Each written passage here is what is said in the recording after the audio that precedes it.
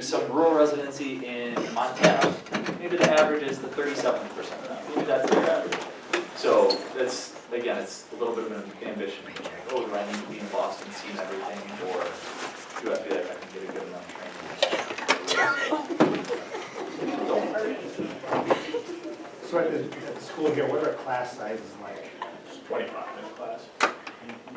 Which is nice, because most medical schools are probably 150 to 200 people per class. I mean, the Milwaukee campus, we're part of that technically, and they have 200 people at their location. We have 25 people at our location, and there's 25 other people in the Green Bay location. But having a small class is nice. You get to know people a lot better. So first, like Shane going to Bemidji, you go into Wisconsin, Yeah. your live group lectures were, 300, so. and yours were probably, 110, I think, was the biggest class I ever had. That's something to consider too when you're deciding which college you might be interested in going to if you plan on going to college. Is, do you want to go to a bigger class like that, or you prefer smaller stuff? So that's a little side note, but you probably heard that before. Important stuff to think about. That's what I was talking about at the start. Because I was only in like 110, my professors would be that name. When I Yeah. got into medical school, like, I think I got like congratulations cards from a few of my professors. Like, they knew me, they had a relationship with me, they worked on research projects with me, but I didn't have access to the research that, did you do research at I Madison? did, And I didn't have really access. but the professors didn't know me, because I was one of 300 people. Yeah. Unless you made the effort for them to know you. So, different things. Yeah. When do you have to decide like when to specialize? Like do you do that during residency or? It depends. Like you can get into certain areas, like I want to go into surgery, and then specialize with trauma. And I'll specialize into trauma during I think she needs residency. But just like generally, if you want to be a family med doctor or surgeon, or like kind of those bigger overall routes, you have to pick that when you're applying for your residencies. Second or third year of medical school. Usually third or fourth year for us, and second, third. Yeah. You submit your applications your last year of medical school. So they like, Just time. they're like, you don't have to like decide right now, and then eventually you just get an email like we did. So what is it? So then you gotta figure it out. One thing about undergrad, since I don't know what, are you guys juniors here, seniors, sophomores, juniors, seniors?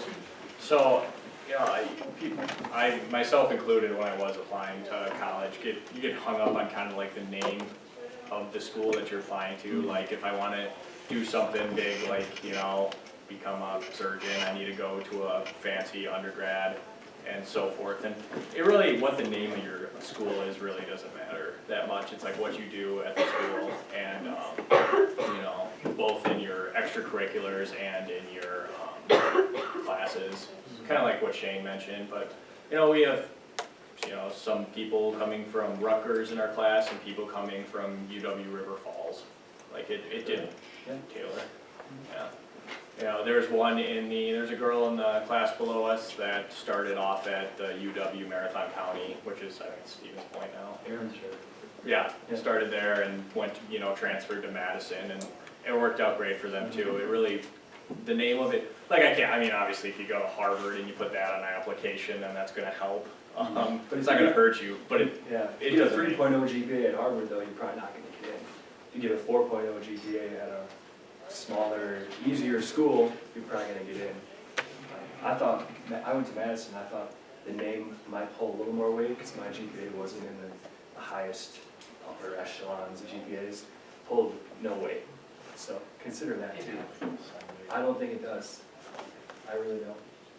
Okay, he's saying that from his point of view, but from my point of view as being a kid who put Bemidji State University on my application, that was like a little concern for me. I'm like, man, I went to Bemidji, like my 3-point, it was high. I had a high GPA in college, but like, I felt like it didn't matter all that much because it was not super competitive in the classes. And when they curve it and half the kids aren't trying, it's not that hard to get in at a school.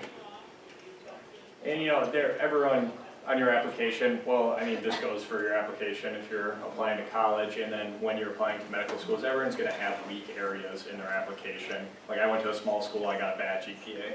So I had to make up for that somewhere in my application. So I worked, you know, a lot, I spent a lot of hours in a lab, doing research. It was like, you know, when I say that, and I'm in medical school, people think it's something cool, but I looked at like fish bacteria for years. Which is, I mean, they just want to see that you put the hours in, and I worked as a CNA, which helped. And, you know, being in the military kind of made me a minority, more or less. You know, it's just those things that can set you out a little bit and also kind of make up, I'm not saying to cover up bad areas in your application, it's better just to not have them, but it does happen. But with that, I'd say don't study fish bacteria if you hate studying fish bacteria. One of the biggest things on my application was I was a captain of a college basketball team. Like that pulled a fair amount of weight, and like I got asked that at interviews, and that was a big deal for me. Was having that on my application. And actually, I think the highest acceptance rate for majors in undergrad is art.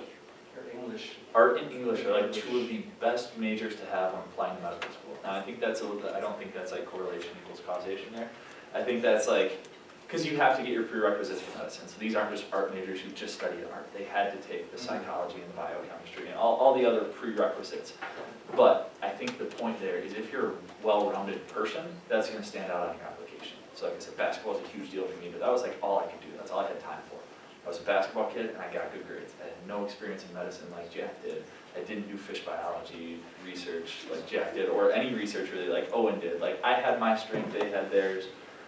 But round it out and don't kill yourself, forcing yourself to do all the medical things right. If you're playing in the school plays, that goes on your application, and it does matter. It does matter if you're part of your college band, or having a rounded application is a huge deal. Don't kill yourself trying to make everything medical. So right now at this school, is it like a typical college where like you're taking credits, or is it classes? Are you taking like a load of 13 credits right now, or is it classes? I think they have credit designations, but we don't. It's like, know what they are. yeah, I think it's supposed to be like 30. Yeah. So what's your typical day? Maybe we'll do like a lecture. Oh crap. Can we get your password? I don't know. We usually have. My day's kind of different than probably everyone. What's down like the class? We have like 4 hours of class a day. Then we have, what else? We have once a week where we spend time with like a physician. And then usually they have a couple of other classes kind of sprinkled in there for whatever reason that we go to. Just kind of like the extra non-science related stuff, like how to be a good doctor, how to work the healthcare system. And, yeah. A lot of, this may be surprising, a lot of people that go to medical school may not be the best communicators, so they work on that quite a bit. Soft skills. What's that? Yeah, the soft skills, yep. Yeah. Breaking it down like weekly, it's 20 hours of lecture weekly, and then study time to learn all that material, as well as study time to review one material and prep for reports. I put in about 50 hours of studying a week. I actually chart my hours. That's something I found was really helpful, so I don't know, he laughs. But like, it helps me not stress. Like, if I don't know how much time I put in, sometimes I'm just like, oh, am I doing enough? If I'm putting in 50 hours and I can only get an 81 per whatever percent on an exam. If I'm putting in the time, it's a way for me to not worry about it. I can chart my hours and say, hey, I studied for 50 hours. Whatever happens on the exam happens. And that's been a way for me to control kind of stress level in school. So that's what I have is 50 hours of study. So when you guys study, are you studying in study groups, or are you by yourself? Do they have those study group options? And If you're at a school of 200, I guarantee you can find some buddies Yeah, that study. I think you could do it here too. The thing for me, and I think for most people, is it's learning extremely fast. You go from high school to college, and you'll just be like, wow, we're learning fast. They're covering so much in the lecture. And you'll spend like a month in your biology class learning about metabolism, so like glycolysis and gluconeogenesis, things like that. Five or six different systems, and we'll learn that in one day. So it's learning really, really fast. So I know a lot of us on our campus, and I think most campuses, you kind of have to learn it yourself, at least initially, read it through, understand it, and then you can do group stuff. Like before tests, I always get together with a classmate and we kind of grill each other back and forth, and that helps instill it. It's really fast, and that's the thing for me that I kind of have to hammer it in one way or another in a short period of time. people love, like professors or people walking into medical school love to nudge you and say like, oh, you're learning how to drink from the fire hose. And that's kind of just a way of saying it's a lot of information coming at you. However you can figure out the stuff, that information in your head, if it's flashcards, if it's working with friends. Most of us don't work with friends because it's too inefficient. Time is the most valuable commodity we have right now. So how much time do you spend on social media when you are studying? Where does your phone go? Away. Yeah, it's a little stressful. Yeah. Hear that? To keep our sanity. You gotta look at it every now and then. Well, it's kind of funny coming from like high school to college, you know, I'd be like, oh, I'm putting in so many hours of studying, like I'm doing a lot, but like, you know, I always kept Friday nights and Saturday nights free, you know, and that was like me filling all my free time with studying, was doing that so I could hang out with friends. And then, you know, you get to medical school and like, now I really don't have any free time. Now it's on the weekends, not on the weekends, it's just all the time. So even though it's more, like you just kind of have to figure out how much you need to put in to do well, which may be more than you want or maybe even less.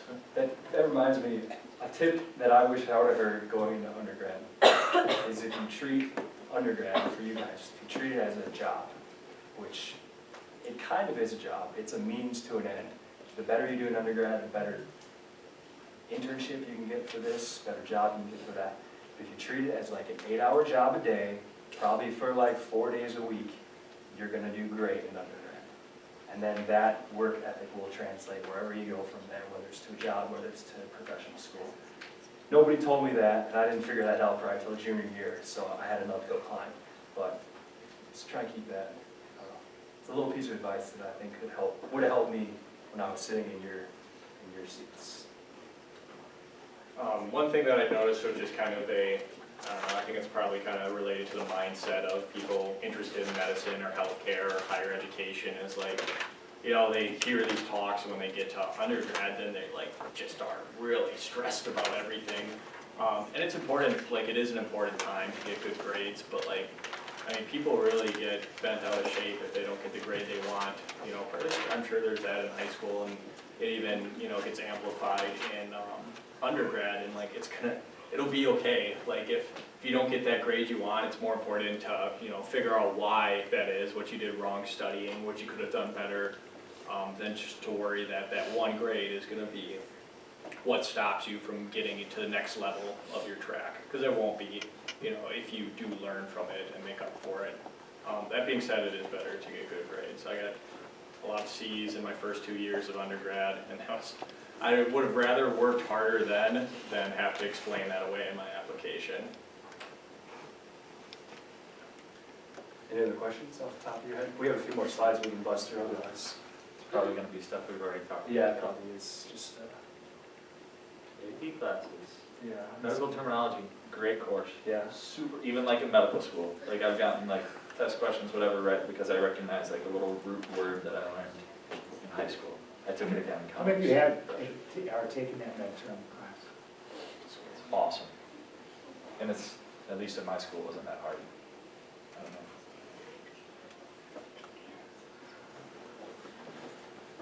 don't know. Yeah. Reiterating what I said too, is just very important right now to keep all your options open. You know, it's better to get good grades, you know, try, you know, do well in the, on the ACT, than to not and wish you had. Yeah, how old were you when you finally decided like medicine? Junior year of undergrad. So 21 years old? I was probably 23, 22 or 23. I was 21. So if you guys are what, 16, 17, maybe a few 18? Don't freak out. Like, you got time.